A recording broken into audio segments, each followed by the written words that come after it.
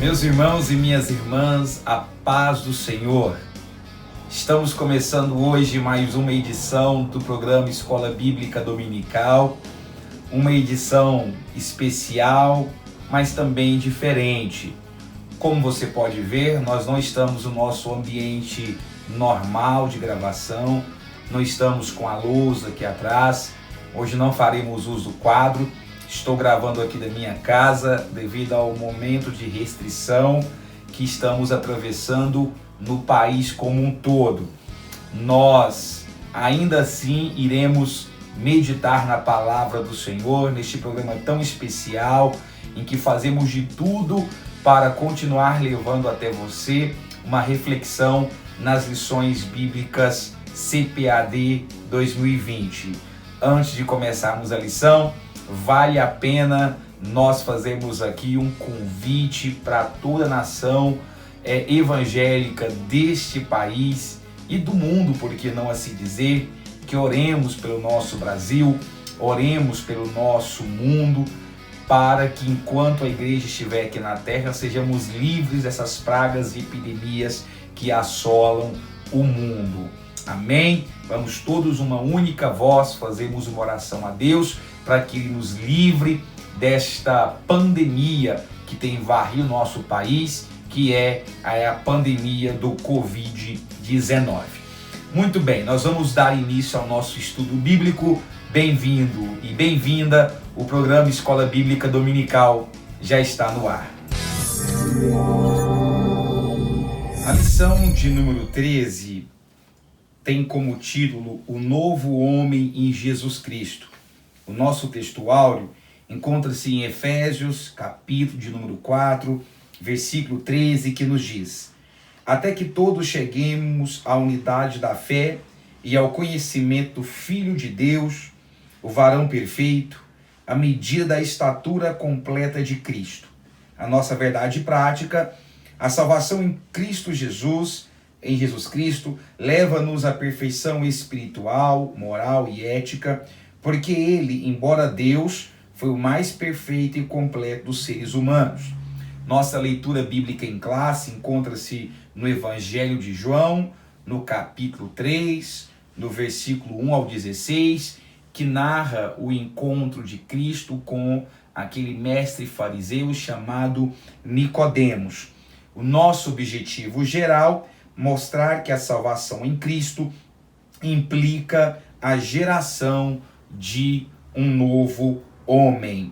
Amém? E aí, nos objetivos específicos, nós temos apresentar o nascimento do novo homem, segundo tópico, explanar a justificação do novo homem, e terceiro, enfatizar a santificação do novo homem. Portanto, nós estaremos aqui ao longo desta nossa lição falando sobre a doutrina da salvação. A bem na verdade, se os irmãos fizeram esforço, eu estou aqui com a revista diante de mim, essa é a nossa última lição, não é? A lição de número 13, de um trimestre abençoado, em que nós estivemos conversando sobre tantas lições bíblicas que nos foi dado ao longo da narrativa, a raça humana, origem, queda e redenção. A raça humana que hoje atravessa um momento crítico na história, ou na sua história, na história contemporânea.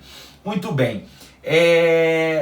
Os irmãos, como eu sempre falei várias vezes, devem estar percebendo que essas lições são lições muito baseadas em teologia sistemática. Nós começamos lá atrás com a antropologia bíblica, passamos pela armartiologia, que é o estudo do pecado, e agora nós vamos finalizar as lições com a soteriologia, ou seja, o estudo da doutrina da salvação. E como nós não vamos usar o quadro aqui, eu até peço perdão aos irmãos pela imagem, pelo som ambiente, mas é o que nós temos aqui em mãos, tá? Então, como nós não vamos colocar nada na lousa, eu vou disponibilizar para os irmãos no link que vai estar logo aqui abaixo o esboço que eu fiz desta lição, para que os irmãos possam estar baseando em suas anotações, tá bom? Então, ao invés de fazer anotações em um quadro branco, eu vou estar disponibilizando para os irmãos as minhas anotações pessoais em PDF, no link que vai estar abaixo na descrição aqui do nosso vídeo. Bom, o primeiro tópico de nossa lição chama-se o nascimento do novo homem. E é da maior importância que a gente compreenda o significado das palavras de Deus para Nicodemos, quando no capítulo 3, no versículo 3 de João, ele diz: em verdade te digo que se alguém não nascer de novo, não pode ver o reino de Deus.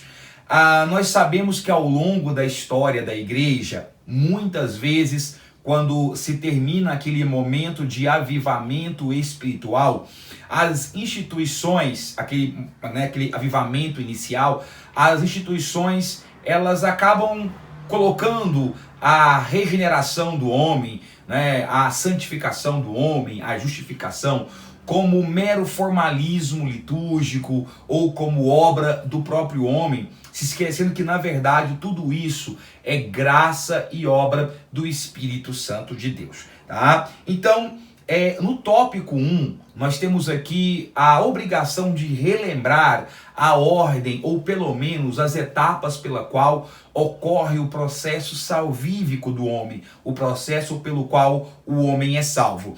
E no nosso tópico 1, o nascimento do novo homem, nós podemos ter base para falar de pelo menos 2 grandes aspectos relacionados com o que Cristo conversa com Nicodemos. No tópico 1, é bom nós relembrarmos a questão do arrependimento e a questão da regeneração, que é propriamente o novo nascimento. Eu vou começar pelo arrependimento, tá? Então, dentro daquilo que Cristo conversa com Nicodemos e dentro daquilo que nós entendemos ser a doutrina pentecostal da salvação, o que vem a ser o arrependimento? Aliás, arrependimento que é um assunto pouco pregado na igreja hoje em dia. Bom, na realidade, a palavra arrepender-se está relacionada a dar as costas ou voltar-se.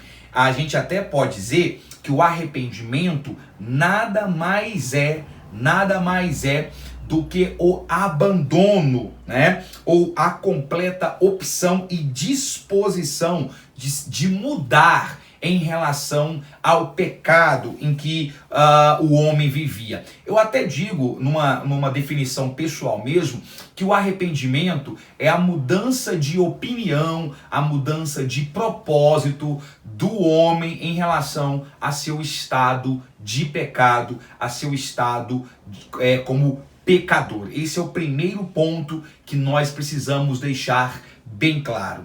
Bom, o arrependimento, ele pode ser entendido sobre pelo menos 3 aspectos que eu quero pontuar aqui para os irmãos. O arrependimento, ele possui 3 elementos muito importantes: o elemento emocional, o elemento intelectual e o elemento voluntário ou volitivo. Na ordem correta, o irmão pode colocar assim, arrependimento, que é o ato de mudar de opinião e de propósito, ou seja, mudar de posição em relação ao seu estado natural, possui 3 elementos. O primeiro elemento é o intelectual, o segundo é o emocional e o terceiro é o voluntário ou volitivo. Vejamos, o elemento, digamos, intelectual é quando o homem reconhece, percebe o seu estado de pecador. Esse é o primeiro momento do arrependimento, é que ele tem um vislumbre, ele tem um discernimento de que ele é um pecador. Lá no Salmo 51, versículo 3, você vê claramente esse aspecto envolvido quando o salmista diz: porque eu conheço, percebeu? É a mudança do ponto de vista, o reconhecimento do seu estado. Eu conheço as minhas transgressões e o meu pecado está sempre diante de mim. Este é o momento intelectual do arrependimento. Logo depois vem o momento emocional. O que é o momento emocional? É aquele sentimento de tristeza que invade o coração do pecador quando ele reconhece o seu estado. O intelecto faz com que ele perceba o que ele está fazendo e onde ele está, e o emocional faz com que ele sinta uma profunda tristeza da situação em que ele está. Você pode ver isso quando lá em 2 Coríntios, capítulo 7, versículo 9, o apóstolo Paulo diz assim: mas agora me alegro, não porque vocês ficaram tristes, mas porque essa tristeza os levou ao arrependimento.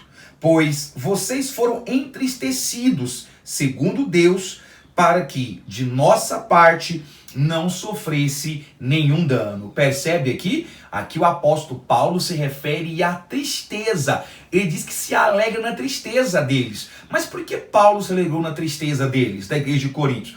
Porque Paulo percebeu que a tristeza que os invadia era oriunda da reflexão e da percepção de que eles estavam trilhando um caminho errôneo, um caminho de pecado. E finalmente, o arrependimento tem a sua conclusão, digamos assim, no terceiro elemento, que é o elemento voluntário ou volitivo. Não basta você apenas reconhecer o seu estado, não basta apenas você se entristecer. Se parar por aí, você está apenas com remorso e não com arrependimento. O terceiro elemento, ele é extremamente importante para o arrependimento, que é o voluntário, ou seja, após o reconhecimento e após a tristeza, você toma a atitude de levantar-se daquela situação, dar as costas, mudar o trajeto, mudar o caminho e aí sim você ir com fé rumo a uma nova trilha, a uma nova vivência.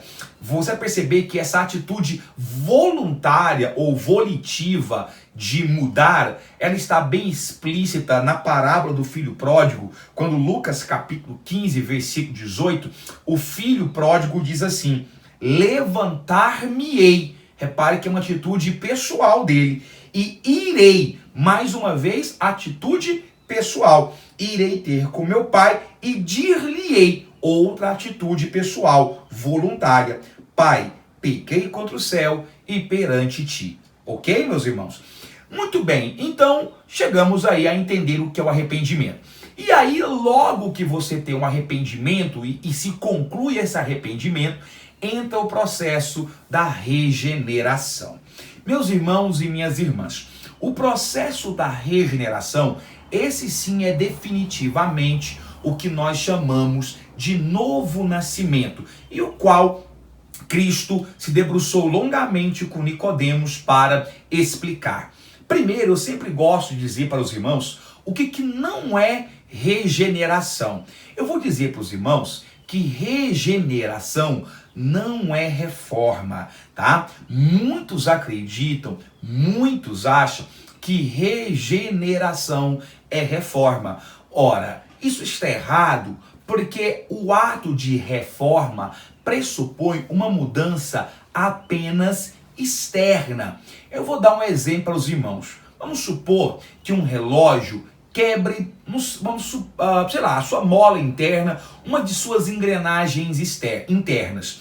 Eu pego aquele relógio e levo para o relojoeiro. O relojoeiro vai, troca o cristal dele, pule, troca as correntes, deixa ele com aspecto de novo. Ele foi reformado, mas ele foi consertado? Não, ele não foi consertado. Por quê? Porque o problema está no interior. Muitas pessoas acham que regeneração é apenas uma mudança de atitude, uma mudança de posição. Mas a Bíblia deixa bem clara que até os ímpios são capazes de promover em alguns momentos atitudes de justiça. A Bíblia deixa bem claro que o coração do homem, ele é enganoso, tá? ele é enganoso. Você pode ver isso em Jeremias capítulo 17, versículo 9, quando o profeta diz: enganoso é o coração do homem, mais do que todas as coisas, e desesperadamente corrupto. Ou seja, meus irmãos, o que o homem precisa, na verdade, é uma mudança, uma transformação, algo que provoque uma transformação íntima no seu ser. E isto é literalmente a regeneração. A regeneração, meus irmãos, na verdade, é a doação da natureza divina de Deus ao coração do homem, tá? Eu até vou dizer para os irmãos que a doação é Deus fazer do homem não o mesmo homem reformado, mas uma nova criatura. Eu vou repetir para você: a regeneração é a doação da natureza divina de Deus para o homem, para o interior do homem. Inclusive, nós podemos dizer que a regeneração, ou o chamado novo nascimento, ele tem pelo menos 3 aspectos muito importantes. O primeiro aspecto é o aspecto da purificação, tá? Você vê isso lá em Tito, capítulo 3, versículo 15, que diz assim: não pelas obras de justiça que houvéssemos feito, mas segundo a sua misericórdia, nos salvou pela lavagem. Lavagem dá uma ideia de limpeza, de purificação, da lavagem, da regeneração e da renovação do Espírito Santo. Portanto, regeneração é a purificação do homem. Quer mais? A regeneração também é uma criação, é nascer um novo homem, é literalmente fazer uma nova pessoa, criar uma nova pessoa.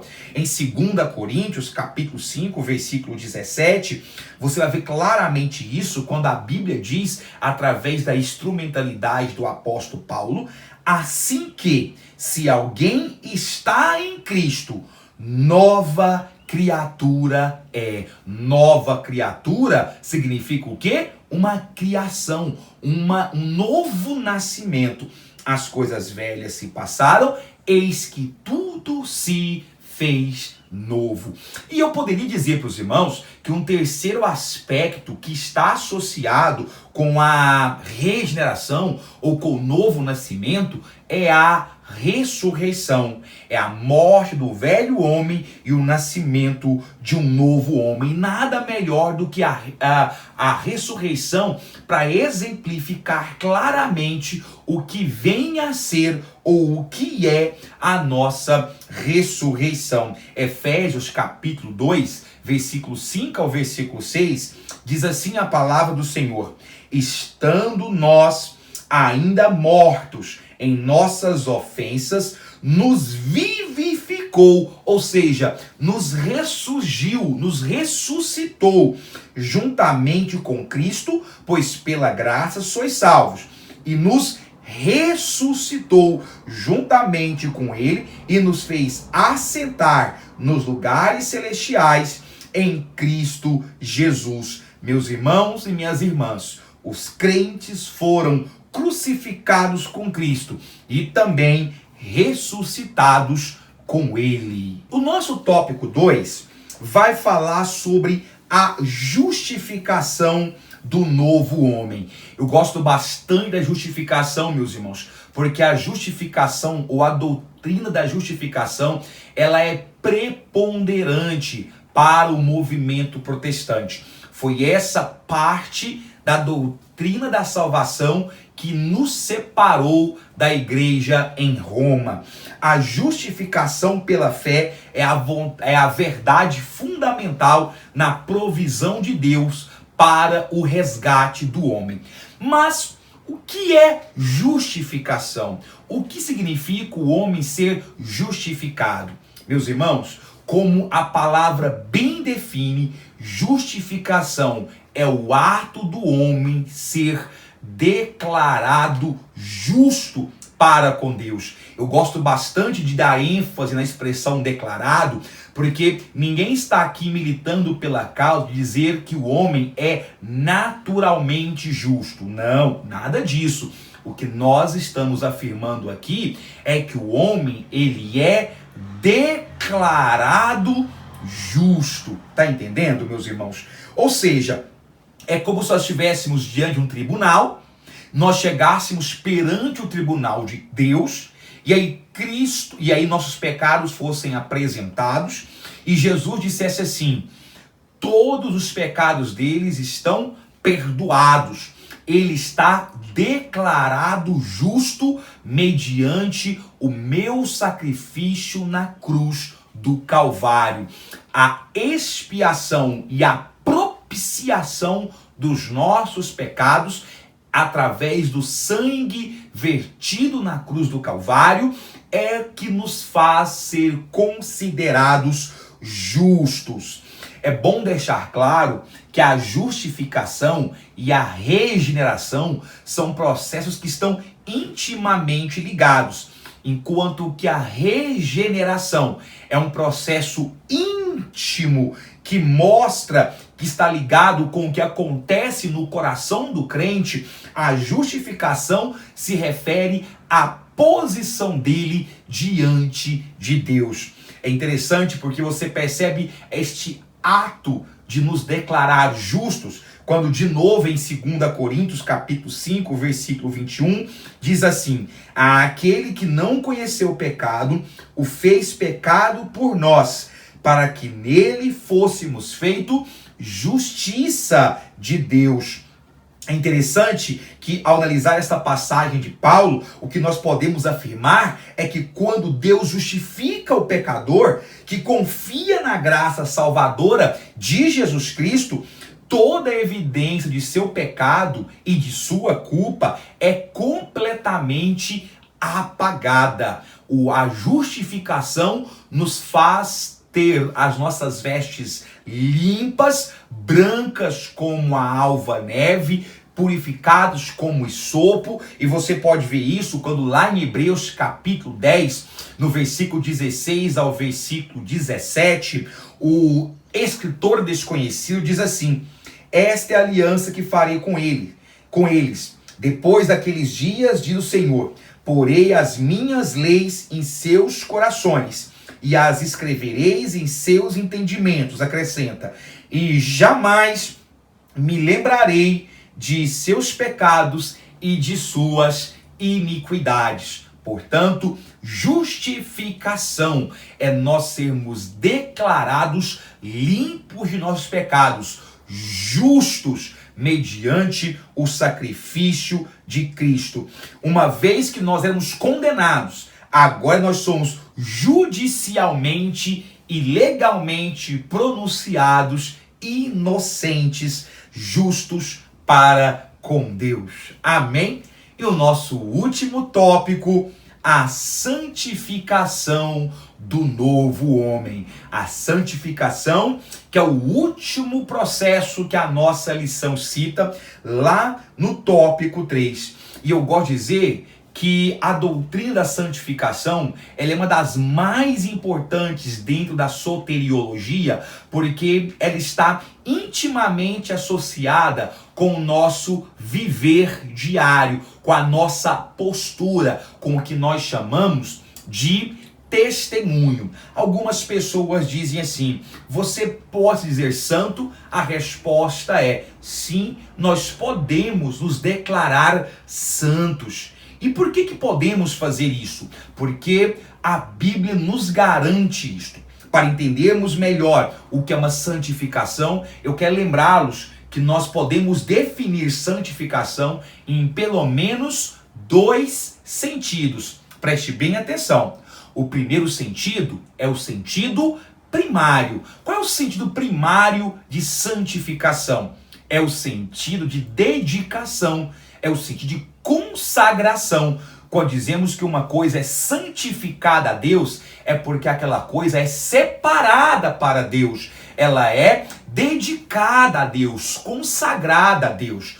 O sentido primário, muitas vezes, é esquecido em nossos bancos de teologia, em nossos sermões dominicais. Muitas vezes esquecemos esse sentido inicial. E é por isso que não faz sentido uma igreja que não é santa. Porque a palavra igreja, no grego, quer dizer eclesia. Eclesia quer dizer separados ou tirados para fora. Em outras palavras, igreja significa santificados ao Senhor. Então, o primeiro sentido que nós temos para a santificação é o sentido de consagração.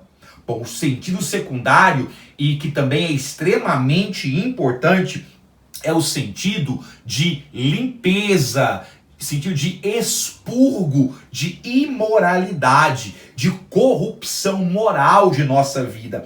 Esta sim é uma experiência progressiva. Ao contrário da justificação, que é um acontecimento único, imediato, a santificação, ela pode ser entendida em pelo menos 3 pontos. E aí eu já estou me referindo ao seu sentido secundário, que, repito, é o sentido de limpeza, de expurgo da corrupção moral. Quais são os 3 tempos que a santificação tem na vida do crente? O primeiro tempo é o que nós chamamos de tempo posicional, ou santificação posicional, também rotulada de santificação imediata. Esta santificação diz assim, que no ato em que somos regenerados e alcançados pela justificação, nós somos automaticamente declarados santos diante de Deus. Você pegar a sua Bíblia e ler comigo 1 Coríntios, capítulo 6, versículo 11, diz assim a palavra do Senhor: e é o que alguns têm sido, mais haveis sido lavados, mais haveis sido santificados, mais haveis sido justificados em nome do Senhor Jesus e pelo Espírito de nosso Deus. Observe que ele usa o haveis sido santificados no passado. Por quê? Porque é o processo de santificação que culmina com o novo, que começa com o novo nascimento. Aliás, que acontece no novo nascimento. Assim que nós somos nascidos de novo, nós somos automaticamente santificados. Mas também há o segundo tempo, que é a chamada santificação posicional ou santificação gradual ou santificação progressiva ou processual, tanto faz. O que é essa santificação? Essa santificação, ela está associada ao nosso testemunho diário, ao nosso viver. Ela sim que está ligada com aquele ato, nós dizermos que a vida do crente tem que ser igual à luz da aurora, que vai brilhando, brilhando, até ser dia perfeito. Ou seja, ela é um processo dioturno de melhora, de aperfeiçoamento em sua vida espiritual. 1 Tessalonicenses, capítulo 5, versículo 23, Paulo fala sobre ela e diz: e o mesmo Deus de paz vos santifique em tudo, e em todo o vosso espírito e alma e corpo sejam plenamente conservados, irrepreensíveis para a vinda do nosso Senhor Jesus Cristo. Essa santificação está ligada ao nosso controle da carne. Eu sempre gosto de falar com os irmãos, eu sempre uso essa expressão que eu aprendi há muito tempo atrás, e é uma verdade absoluta, que a carne não é vencida pela destruição.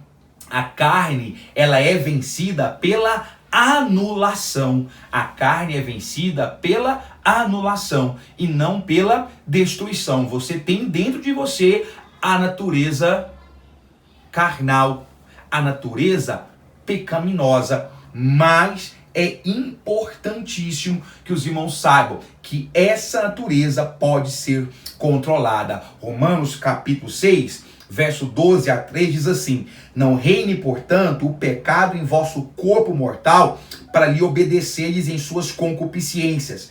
nem tampouco apresentei os vossos corpos ao pecado por instrumentos de iniquidade, mas apresentai-vos a Deus como vivo dentre mortos, e os vossos membros a Deus como instrumentos de justiça. E finalmente, meus irmãos, para nós concluirmos, nós temos a santificação completa ou a final. Essa só irá acontecer quando o nosso corpo corruptível for revestido da incorruptibilidade. A perfeição sem pecado e a santificação completa, elas aguardam a vinda do Senhor Jesus. Nessa ocasião, nós seremos libertos do nosso corpo de carne, desta carne. Filipenses capítulo 3, versículo 20 e 21 diz: mas a nossa cidade está nos céus, de onde também esperamos o Salvador, o Senhor Jesus Cristo, que transformará o nosso corpo abatido para ser conforme o seu corpo glorioso, segundo o seu eficaz poder de sujeitar também a si todas as coisas. Glória a Deus! Ansiamos por esse dia em que alcançaremos o corpo perfeito, alcançaremos o status de varão perfeito diante de Deus. Amém? Queridos irmãos e queridas irmãs, que Deus possa abençoá-los. Nós encerramos aqui o nosso trimestre, um trimestre muito abençoado. Muito obrigado pela sua audiência, muito obrigado pela sua participação conosco. Deixe o seu comentário, se o vídeo te ajudou, deixe o seu joinha, o seu like, compartilhe com aqueles que você sabe, ainda mais em tempos em que na maior parte de nossas igrejas a EBD está suspensa. É hora de você contribuir divulgando essa porção do ensino bíblico da Palavra de Deus. Que Deus te abençoe. Que Deus abençoe a sua vida, o seu lar. Que Deus abençoe a nossa pátria. Que Deus abençoe o Brasil, o mundo, em nome de Jesus. Até semana que vem, se Deus quiser, para mais uma edição do programa Escola Bíblica Dominical.